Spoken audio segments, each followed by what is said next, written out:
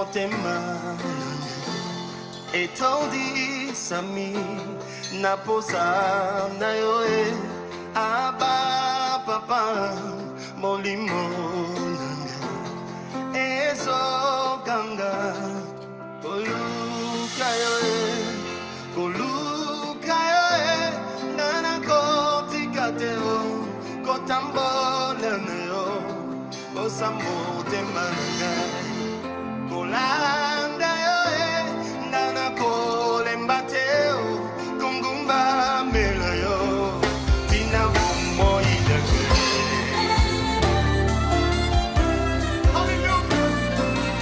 Bien-aimés, nous voulons rendre grâce au Seigneur de ce qu'il a permis que nous puissions encore être là. Comme je vous avais annoncé le mardi passé, qu'on devait se retrouver aujourd'hui pour continuer l'enseignement qui est très important. Quel cœur au service de Dieu. Voilà le sujet auquel nous sommes en train de développer pour ramener l'Église à comprendre ce que Dieu attend de nous. Nous avons lu beaucoup de passages en montrant même que le Seigneur lui-même a dit dans sa parole, « Mes pensées ne sont pas vos pensées, mes voix ne sont pas vos voix. » Bien-aimé, il faut prendre ça en ligne de compte pour que tu puisses te poser la question, tu sers Dieu sur base de quoi? Si c'est sur base de tes pensées, tu es hors sujet. Parce que Dieu ne peut pas le servir sur base de nos pensées. Il faut le servir sur base de sa parole. Et pour servir Dieu sur base de sa parole, il faut que mon cœur accepte de renoncer à mes pensées et accepter de faire des choses telles que Dieu lui-même l'enseigne dans sa parole. Rappelez-vous même de Moïse. Quand Dieu a demandé à Moïse de construire le tabernacle, Dieu ne voulait pas la sagesse des architectes, il ne voulait pas la sagesse des hommes. Il a dit à Moïse, prends soin de faire tout selon le modèle que je t'ai montré. Et même quand Noé a construit l'arche, Dieu a donné le plan, les maîtres, ce qu'ils devaient faire. Si Dieu dit tu dois mettre 10 cm et que toi tu mets 9 cm et demi, ce n'est plus la volonté du Seigneur. Donc nous devons être dans la volonté de Dieu. Et je vous avais dit que ce mardi, nous allons parler de comment servir Dieu avec notre cœur dans l'église. Parce que dans l'église, il y a des règles. Ce n'est pas le pasteur qui le dicte, ce n'est pas l'apôtre, c'est le Seigneur lui-même. Du pasteur au fidèle, tous nous sommes appelés à nous soumettre à la parole de Dieu qui nous révèle ses pensées et ses voies pour que nous puissions mieux le servir, non comme nous le voulons, mais comme Dieu lui-même le veut. Dans l'église, comment nous servons Dieu? Quelle est la pensée qui est au fond de notre cœur? Comment nous voyons l'église? L'église n'est pas l'œuvre humaine. Ce n'est pas une propriété du pasteur ou de l'apôtre ou de l'évangéliste. Non. L'église est l'œuvre de Dieu, de Jésus-Christ lui-même, notre Seigneur et Sauveur. Il a dit d'une manière claire, je bâtirai mon église. Et quand il bâtit son église, il met l'ordre. Dieu a sa manière de mettre l'ordre. C'est ainsi que nous allons relire encore un passage, 1 Corinthiens chapitre 14, verset 33, pour qu'ensemble nous puissions comprendre, parce que là, nous allons comprendre comment nous pouvons servir Dieu dans une église. 1 Corinthiens chapitre 14, verset 33, si on peut nous faire la lecture. 1 Corinthiens chapitre 14, au verset 33, dans la version Louis II, nous lisons au nom du Seigneur Jésus-Christ. Car Dieu n'est pas un Dieu de désordre, mais de paix, comme dans toutes les églises des saints. Amen. Vous comprenez?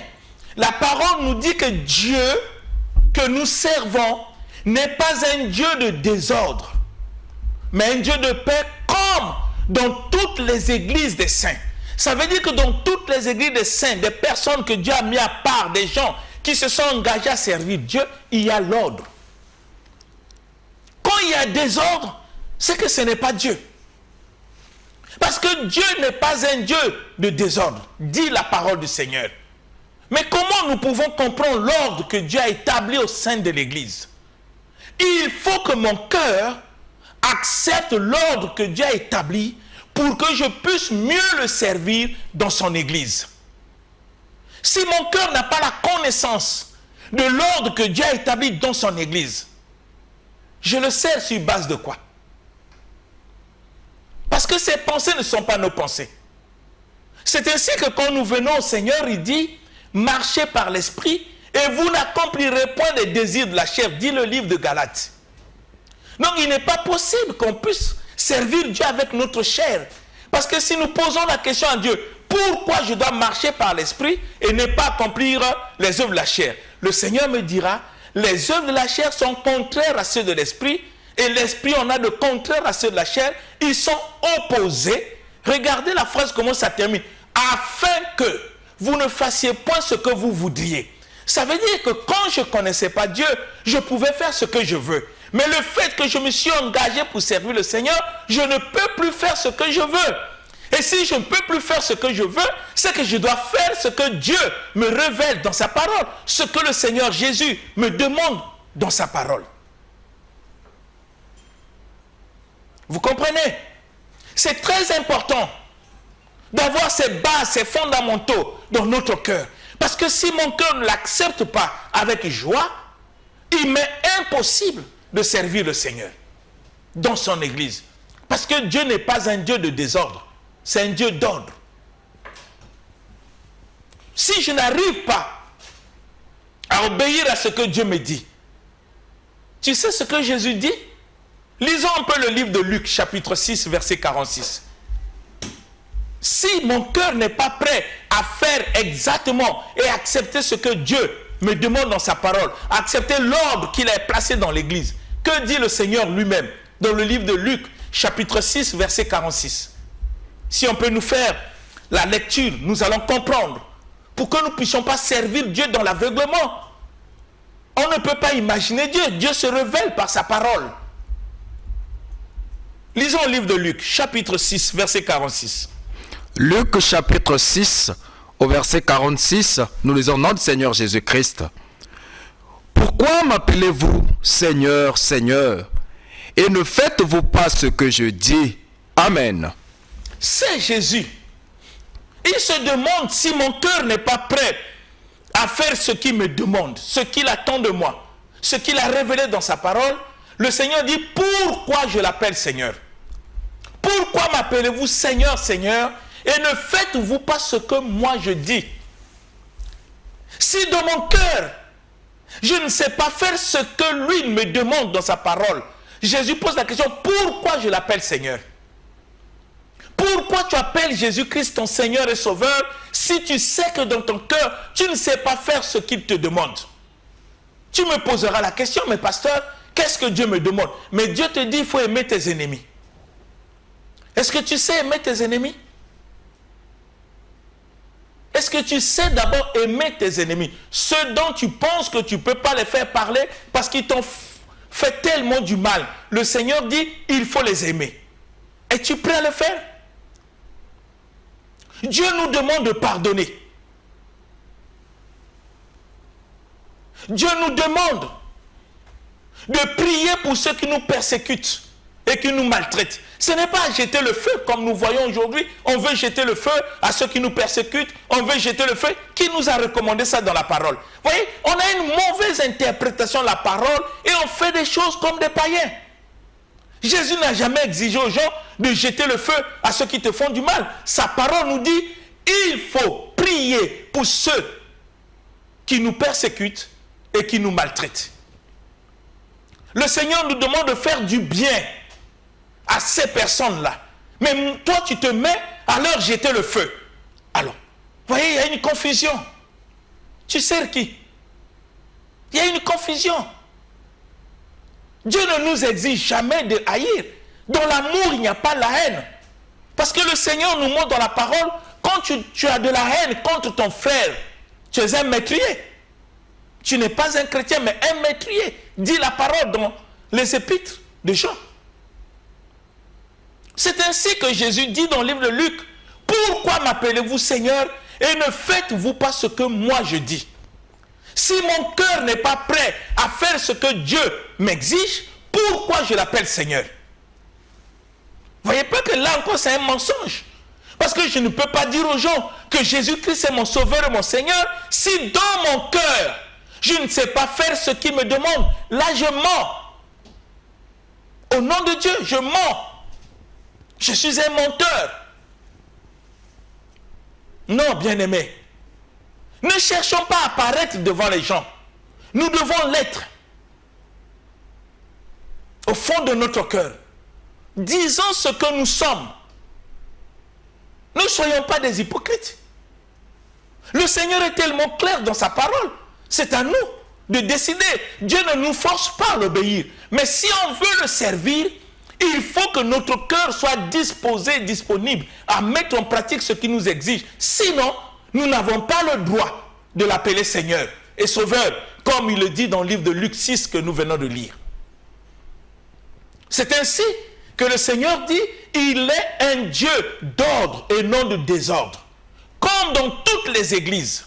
Maintenant, nous allons voir par la parole quel est l'ordre que Dieu a établi dans son église, pour que je puisse le servir sur base de cet ordre-là. Je ne dois pas servir Dieu sur base de mes pensées. C'est sur base de l'ordre qu'il a établi. En faisant comme ça, je suis dans ses pensées et dans ses voies, et le Seigneur sera glorifié. Quel est l'ordre qu'il a établi?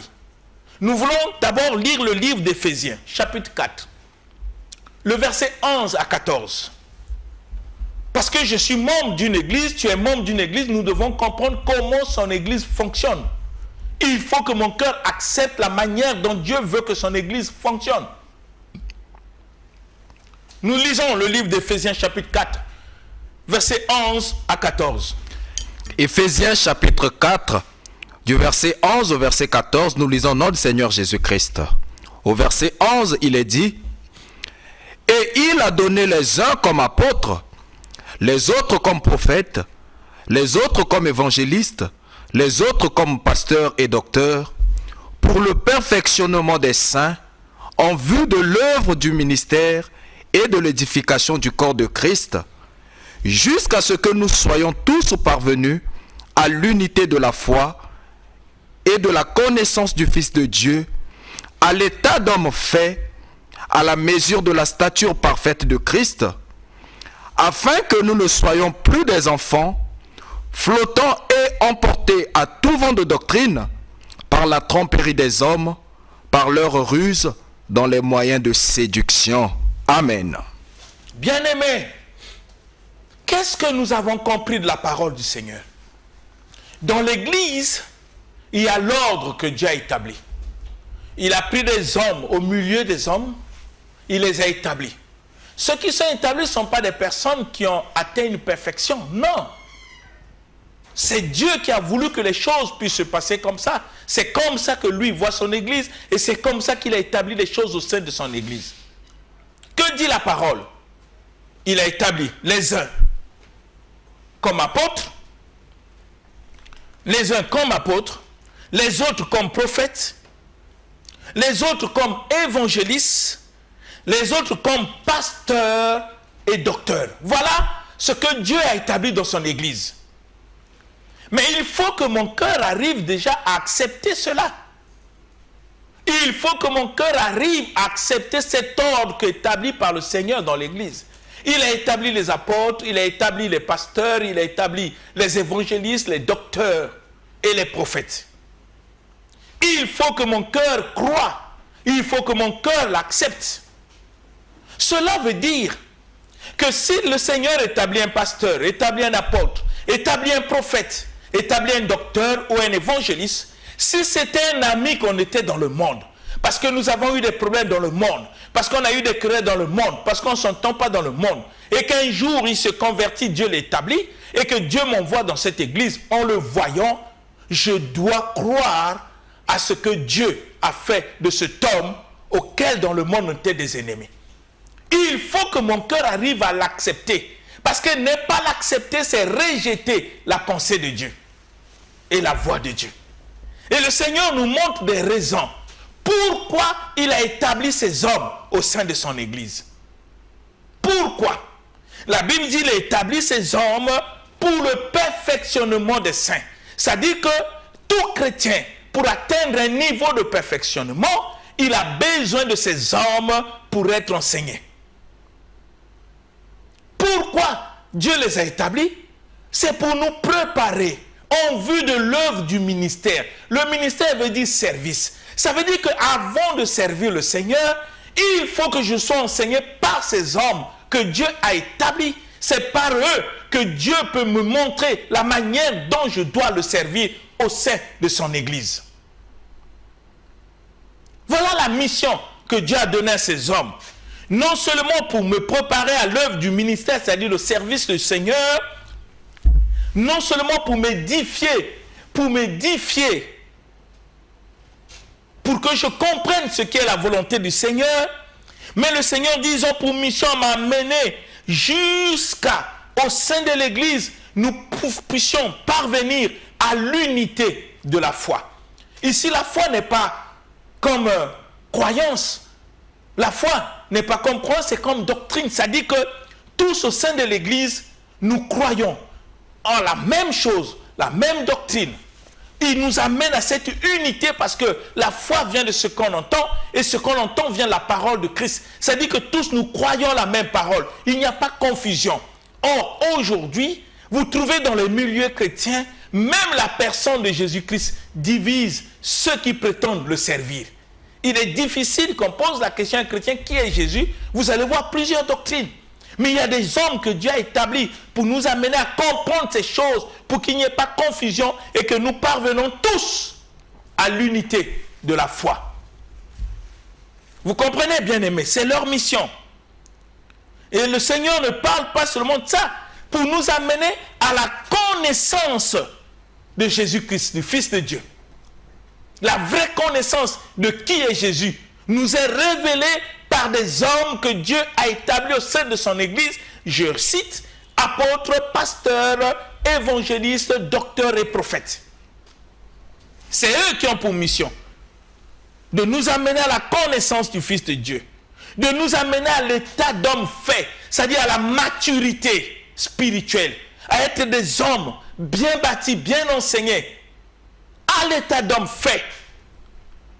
Et nous amener aussi à la stature parfaite de Christ. Rappelez-vous, la parole dit, tel qu'il est, tel que nous sommes sur la terre. Mais nous pouvons qu'atteindre ce niveau par des hommes que Dieu a établis au sein de l'Église pour nous enseigner l'évangile tel que le Seigneur l'a laissé à son Église.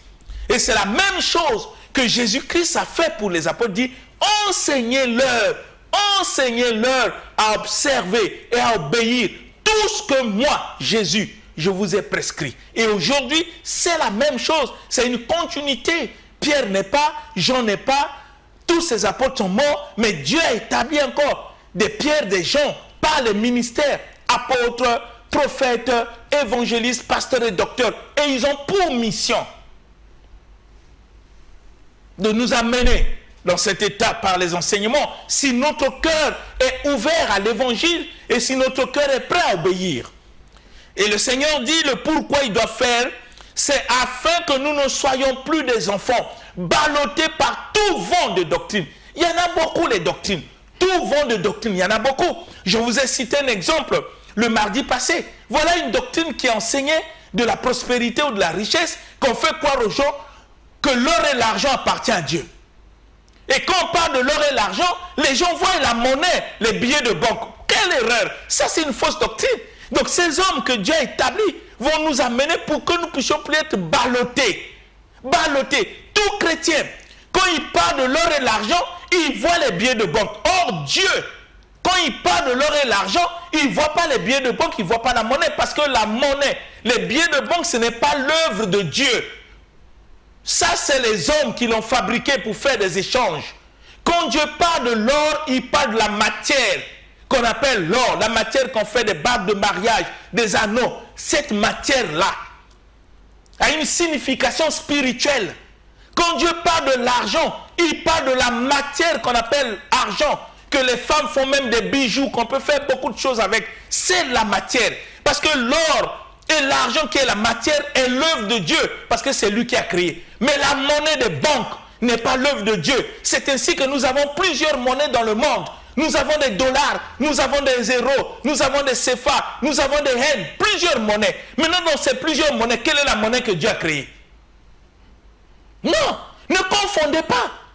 C'est ainsi que vous voyez des chrétiens, quand ils sont là, parfois paresseux, ils ne veulent pas travailler, ils disent l'or et l'argent appartient à Dieu. Quel or et l'argent appartient à Dieu? Dieu ne parle pas de la monnaie. Il ne parle pas des billets de banque. Il parle de la matière, or, matière, argent, qui ont des significations spirituelles qui n'ont rien à voir avec les billets de banque ou la prospérité. Quand vous lisez même le livre de Pierre, qu'est-ce que Dieu dit? Les épreuves que nous subissons, il dit que votre foi, plus précieux que l'or, il parle de quoi? Cependant testé par le feu. Dieu utilise la matière. Voyez, ces hommes sont appelés à nous enseigner pour que nous soyons plus des enfants ballottés par tout vent de doctrine. Vous savez, bien-aimés, je vais vous dire quelque chose, peut-être ça va choquer beaucoup de gens, mais pourtant c'est la vérité. Vous savez qu'on ne peut jamais, je pèse bien mon mot, lier Satan. On ne peut jamais lier les démons. C'est une histoire inventée comme ça.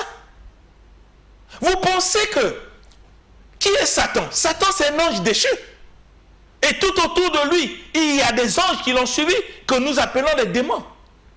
Vous pensez que lier Satan, si c'était vrai, ce que nous faisons souvent dans nos églises, Satan ne devait plus exister. Il y a même des gens qui l'ont brûlé. Nous lions Satan, nous le brûlons. Mais demain, on reprend encore. C'est qu'on fait des choses qu'on ne connaît pas. Vous voyez, ce sont des erreurs, ce sont des fausses doctrines. On lit les démons. On lit les démons de pauvreté. Ça veut dire que la pauvreté ne devait plus exister dans le monde. Parce que vous ne pouvez pas imaginer combien des églises lisent les démons de pauvreté. Ça ne devait plus exister. Mais malheureusement, vous voyez, quand on fait des choses qu'on ne comprend pas, on tombe dans ces bêtises-là. C'est ainsi que les hommes que Dieu a établis ont pour mission de nous enseigner des choses pour que nous ne soyons plus des enfants ballottés par tout vent de doctrine. Il y en a beaucoup de choses.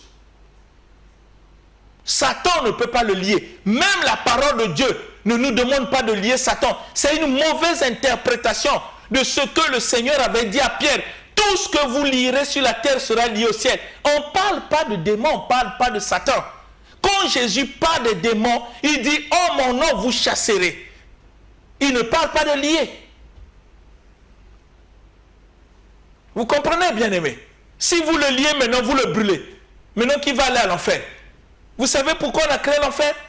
Lisez bien la Bible. La Bible dit que l'enfer a été créé pour le diable et ses démons. Bon, maintenant, toi, tu supprimes le diable maintenant. Donc, ça veut dire que Dieu n'a pas compris pourquoi il a créé l'enfer.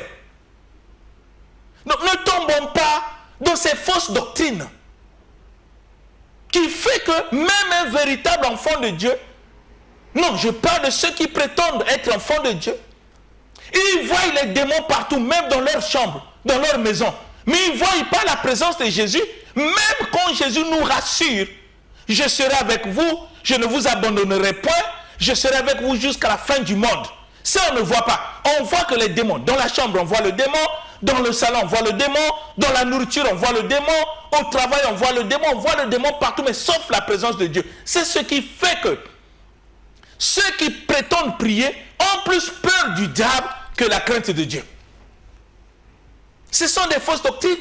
Et ces hommes que Dieu a établis ont pour mission de nous enseigner pour que nous ne soyons plus des enfants ballottés par tout vent de doctrine et entraînés par la tromperie dans le but de séduction. C'est ce que dit la parole. Voyez l'ordre que Dieu a établi dans l'église. Donc je dois accepter cet ordre-là. Que quand je viens dans une église, il y a un pasteur, il y a un évangéliste ou un apôtre que Dieu a établi, qui a mis comme visionnaire. Je dois l'accepter tel qu'il est. Parce que c'est un choix de Dieu. Vous voyez, c'est dans cet état de cœur que je peux servir le Seigneur. Quand j'arrive dans une église, je vois qu'il y a un homme de Dieu, il y a des serviteurs. Il faut que mon cœur arrive à les accepter si je veux vraiment servir Dieu. Mais qu'est-ce que Dieu me demande à l'égard de ces hommes? C'est ça la question, parce que Dieu n'est pas un Dieu de désordre.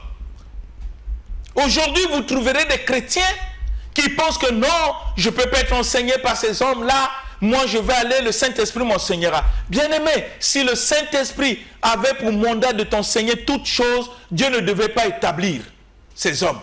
La Bible dit que le Saint-Esprit nous conduira dans toute la vérité. Ça veut dire que ces hommes parleront sous la direction du Saint-Esprit pour nous apporter la vérité de l'Évangile. Et l'apôtre Pierre a su le dire, poussés par l'Esprit, les hommes ont parlé de la part de Dieu. Donc tu ne peux pas être dans ta chambre et prier et le Saint-Esprit descend, commence à t'enseigner la Bible. Ça n'existe pas. C'est par les hommes que le Saint-Esprit nous enseigne et des hommes que Dieu a établis. Rappelez-vous de Corneille. C'est un homme qui craignait Dieu, qui faisait beaucoup de monde, mais il n'était pas sauvé. Pourquoi Dieu ne l'a pas sauvé par le Saint-Esprit? Pourquoi Dieu a demandé qu'on puisse appeler Pierre pour lui annoncer l'évangile? Bien-aimés, comprenez la parole. N'interprétez pas la parole selon vos pensées.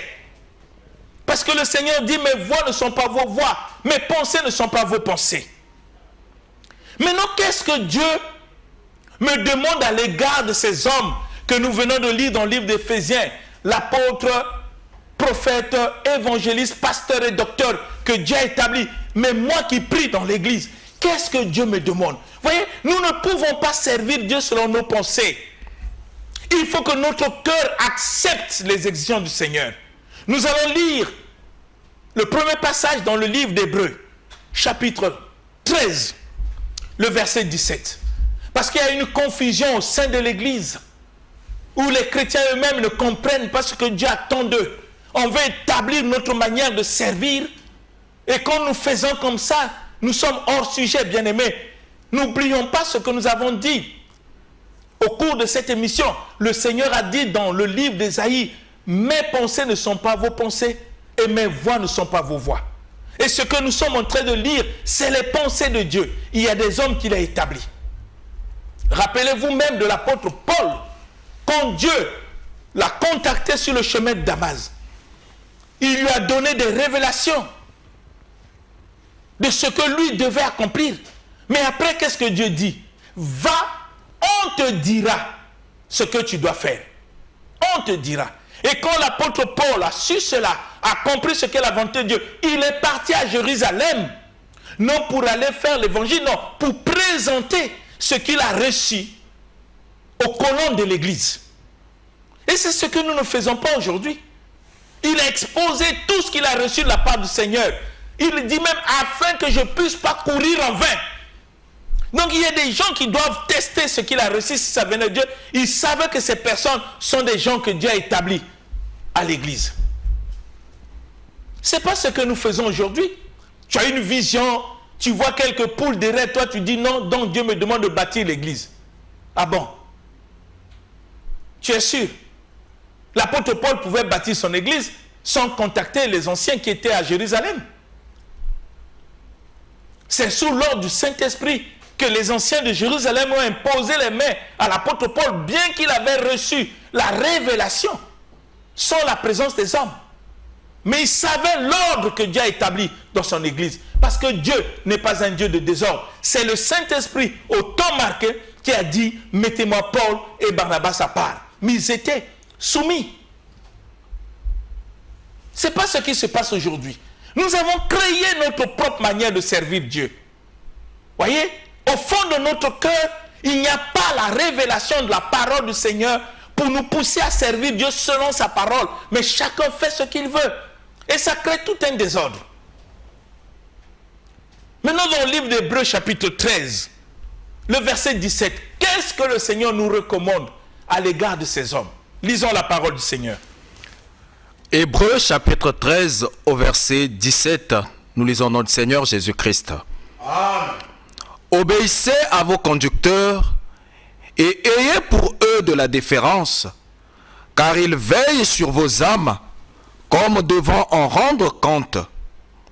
Qu'il en soit ainsi, afin qu'ils le fassent avec joie et non en gémissant, ce qui vous ne serez d'aucun avantage. Amen.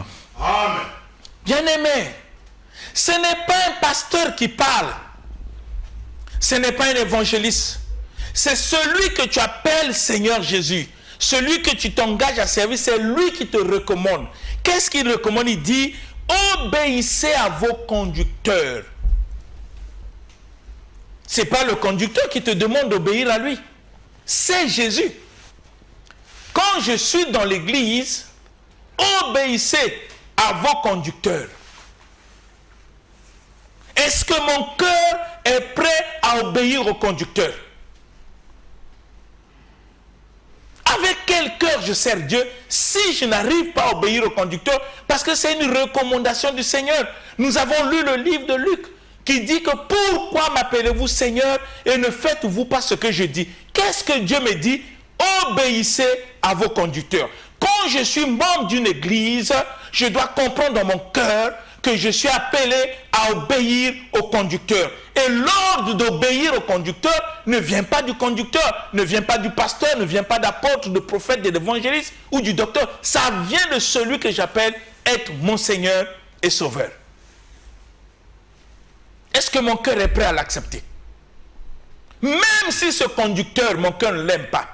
Mais le fait que Dieu l'a établi, je lui dois obéissance. Je ne le fais pas pour lui faire plaisir, mais je le fais pour que le Seigneur soit glorifié, parce que c'est le Seigneur qui me l'a recommandé dans sa parole. Et je dois le faire avec mon cœur, sans hypocrisie, si je veux vraiment servir Dieu au sein d'une église. Et c'est ce que tu fais. Est-ce que c'est ce que tu fais? Et Dieu ne s'arrête pas là. Il dit, ayez pour eux de la déférence. Ayez pour eux de la déférence. De la considération. Du respect. De la soumission. Je ne dois pas seulement obéir, mais je dois me soumettre. Avoir de la déférence envers ces personnes. Ce n'est pas eux qui le demandent, c'est le Seigneur. Si mon cœur n'est pas prêt à le faire, qu'est-ce que je cherche dans l'église? Parce que ce que je lis, c'est la pensée de Dieu et c'est sa voix. Est-ce que mon cœur est prêt à le faire? Si je veux le servir, ayez pour eux de la déférence, de la soumission, du respect. Et Dieu me dit pourquoi je dois obéir, pourquoi je dois me soumettre, pourquoi je dois avoir de la déférence envers ces personnes. Dieu me l'explique dans sa parole. C'est ainsi que, bien-aimés, nous devons lire la parole pour comprendre la pensée de Dieu, afin de ne pas créer nos philosophies, notre imagination. C'est comme si on parle à la place de Dieu, son Dieu. Et le Seigneur m'explique pourquoi. La Bible dit, car il veille sur vos âmes. Il veille. Qui veille sur les âmes à l'église, c'est le pasteur, c'est l'apôtre, c'est l'évangéliste, c'est le prophète et c'est le docteur. Ils ont pour mission de veiller. Les conducteurs, pour mission de veiller sur les âmes. Et je dois comprendre, c'est des gens qui veillent sur mon âme. En me donnant des enseignements qui sont des pensées de Dieu et ses voies, pour que je sois apte à être un bon ouvrier pour la gloire du Seigneur. Ils veillent sur mon âme, comme devant en rendre compte, parce qu'ils ont des comptes à rendre. Même celui qui se dit pasteur, apôtre, doit comprendre que l'ordre de Dieu, c'est rendre des comptes sur les âmes que le Seigneur m'a envoyées. Les âmes ne sont pas des gens que nous devons blaguer avec ou flatter ou détruire ou escroquer. Non, nous sommes comme des sentinelles. Nous avons des comptes à rendre au propriétaire des âmes, celui qui a sacrifié sa vie sur la croix, notre Seigneur Jésus-Christ. On doit être sérieux quand on est en train de peindre des âmes. J'en parlerai de ça aussi, la responsabilité qui incombe sur les épaules de ceux dont Dieu a établi par rapport à son Église. C'est eux qui veillent sur mon âme. Oh non, je ne peux pas écouter ces hommes. C'est des trompeurs, je ne vais pas les écouter. Eux, ils sont mauvais. Qu'est-ce qu'ils vont me dire? Bien-aimé, la pensée que tu as n'est pas la pensée de Dieu. La pensée que tu as n'est pas la pensée de Dieu. Et le Seigneur dit, en obéissant, je dois le faire. Pourquoi? Afin qu'il le fasse avec joie. Et non en gémissant. Et le Seigneur dit, s'ils gémissent, à cause de mon comportement, mon attitude vis-à-vis d'eux, Dieu le dit dans la parole, ça ne sera pas à mon avantage. Que je puisse créer mes doctrines, ça ne sera jamais à mon avantage. À mon avantage. J'aimerais vous dire quelque chose sur là. C'est ça que vous devez comprendre. Oui, on peut dire qu'il se comporte mal. Oui, on peut dire que lui, il parle, il ne fait pas. Comment je peux écouter un homme comme ça? Nous devons faire très attention. Très attention. Parce que j'aimerais vous lire un passage biblique que le Seigneur Jésus lui-même a recommandé. Lisons le livre de Matthieu chapitre 23. Matthieu 23, vous allez comprendre, parce qu'on va revenir sur ça pour que vous compreniez. Matthieu 23. Lisons Matthieu 23, nous allons lire le verset 1, le verset 2 et le verset 3. Matthieu 23, verset 1 à 3. Que dit la parole? Matthieu chapitre 23, du verset 1 au verset 3, nous lisons au nom du Seigneur Jésus-Christ. Amen. Alors Jésus, parlant à la foule et à ses disciples, dit: les scribes et les pharisiens sont assis dans la chaire de Moïse.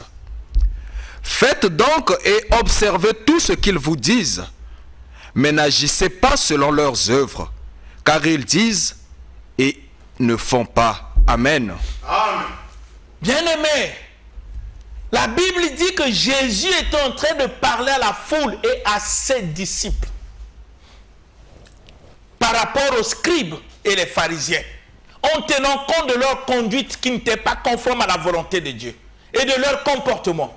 Qu'est-ce que le Seigneur disait? Il dit, les scribes et les pharisiens sont assis à la chaire de Moïse. Ils vous prêchent ce que Dieu a recommandé à Moïse. Mais Jésus recommande à la foule et aux disciples: faites donc et observez tout ce qu'ils vous disent. Mais tout en sachant que ces gens-là ont un mauvais comportement. Jésus pouvait dire, il ne faut pas les obéir, il ne faut pas les écouter. C'est comme ce que nous avons lu dans le livre d'Hébreux: obéissez à vos conducteurs. Et Jésus ajoute, faites ce qu'ils vous disent. Ils vous disent, mais n'agissez pas selon leur œuvre. C'est des personnes qui savent prêcher, mais qui ne vivent pas. Si ce qui me prêche est la parole de Dieu, j'obéis. Mais je ne suivrai pas son comportement. C'est ce que le Seigneur me recommande. Donc je dois me soumettre et obéir à ceux qui me conduisent. Si je veux vraiment servir le Seigneur, nous allons revenir le mardi prochain. On continue pour que nous comprenions, pour régler notre manière de servir Dieu selon ses voies et ses pensées. Que ça puisse être ainsi. C'est au nom de Jésus-Christ que j'ai ainsi parlé. Amen. L'émission Parole de vie avec le pasteur Lévi Nikwe, chaque mardi à partir de 17h10 sur DRTV International. Papa, motema etondi sami naposa na yo aba papa